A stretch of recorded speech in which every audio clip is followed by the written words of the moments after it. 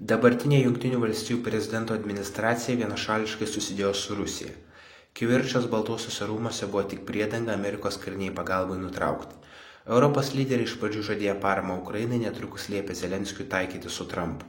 Visa tai vyko kaip tik tuo metu, kai fronte ukrainiečiai atrėmė Rusijos puolimą Pokrovsko kryptimi ir netgi pradėjo stumti okupantus atgal.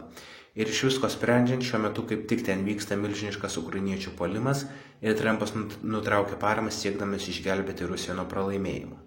Žinoma, Europos valstybės gali suteikti Ukrainai daugiau paramos, tačiau Europa beveik negamina priešlėktuvinių raketų ir neturi žvalgybos palydovų, be kurių sėkmingai kariauti tiesiog neįmanoma. O Trumpas tuo tarpu verčia Ukrainą pasirašyti žeminančias paliaubas, kurios de facto paverstų šią šalį Rusijos protektoratu. Taigi, kas lieka Ukrainai? Ar jiems dar yra kokia nors galimybė laimėti šitą karą?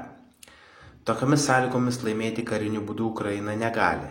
Taigi lieka vienintelis kelias į pergalę. Ir tas kelias yra nužudyti Rusijos prezidentą Vladimirą Putiną. Rusijos didžiausia stiprybė ir kartu jos didžiausia silpnybė yra jos autoritarinis valdymas. Karo metu toks valdymas yra labai efektyvus, jis padeda greitai ir lengvai perskirstyti resursus ten, kurių labiausiai reikia. Tačiau pati sistema pasidaro priklausoma nuo vieno žmogaus. Ir kai to žmogaus nebelieka, kyla vidaus konfliktas dėl valdžios. Tai nutinka kas kartą, kai Rusija patiria kokį nors didelį geopolitinį pralaimėjimą. Kai Jelcinas nuvertė Gorbačiovą, suiro Sovietų sąjunga. Kai Leninas užgrobė valdžią, neliko Rusijos imperijos. O kai caras Fiodoras numirė nepalikęs legitimaus įpėdinio, Rusija kilo neramumų laikotarpis ir abiejų tautų respublika atgavo Smolenską. Kiekvieną kartą nebelikus absoliutinio valdovo, rusai pradeda patys kovoti dėl valdžios ir yra priversti bent jau kuriam laikui užmiršti savo kadaise užgrobtus kraštus. Putino atvejis yra išskirtinis tuo, kad jis neturi numatęs jokio įpėdinio po savęs ir niekas nežino, kas po jo turėtų valdyti šalį. Taip pat Rusijoje prisivėsi daug visokių privačių karinių grupuočių, geriausiai jau žinoma yra Wagner grupė, kuri vos pati nenuvertė Putino, tačiau jų yra ir daugiau, o Putinas jau seniai sėkmingai sunaikino visą opoziciją ir visus galinčius jį pakeisti populiarius lyderius. Taigi vienintelis būdas, kaip naujas Putinas galėtų įsitvirtinti Rusijoje, yra tik tai per karinę jėgą. Tačiau kadangi jis būtų nežinomas ir nepopuliarus, tai būtų daug norinčių jam mesti iššūkį. Tad vidaus karas Rusijoje yra neišvengiamas. Tai susilpnintų Rusiją kaip centralizuotą valstybę ir to pasinaudoję ukrainiečiai galėtų atgauti prarastas teritorijas.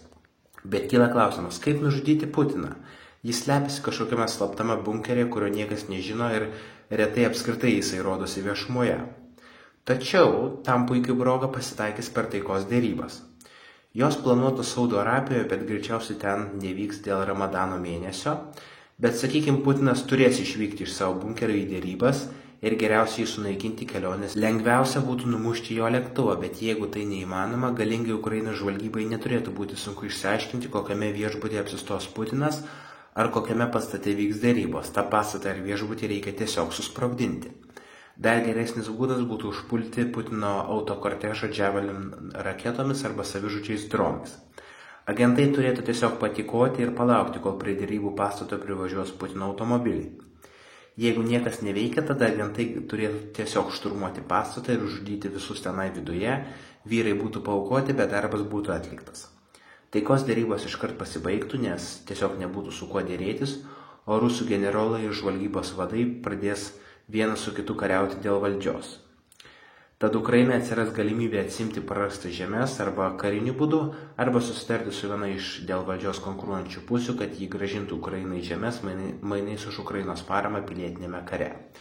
Žinoma, tai yra scenarius, kurio labiausiai bijo tiek Amerika, tiek Europa ir ypatingai bailūs jų vadovai, bet po Rusijos pralaimėjimo jų emocijos niekam nebus įdomios.